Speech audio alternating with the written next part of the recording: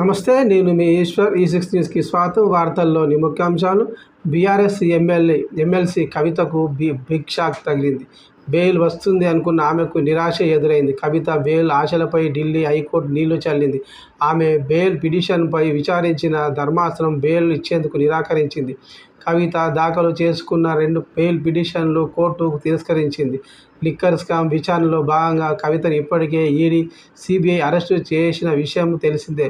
Bail కోసం కోర్టును ఆశ్రయించగా న్యాయమూర్తి జస్టిస్ స్వర్ణ కాంత శర్మ విచారణ జరిపి తీర్పు వెలువరించారు. ఈడీ, సీబీఐ వాదనలను పరిగణలోకి తీసుకొని కవితకు బెయిల్ ఇవ్వడానికి న్యాయమూర్తి నిరాకరించారు. ఈ కేసులో మార్చి 15న ఈడీ, ఏప్రిల్ 11న సీబీఐ అరెస్టు చేసింది. జ్యుడిషియల్ కస్టడీలో భాగంగా కవిత ప్రస్తుతం తిహార్ జైల్లో ఉన్నారు.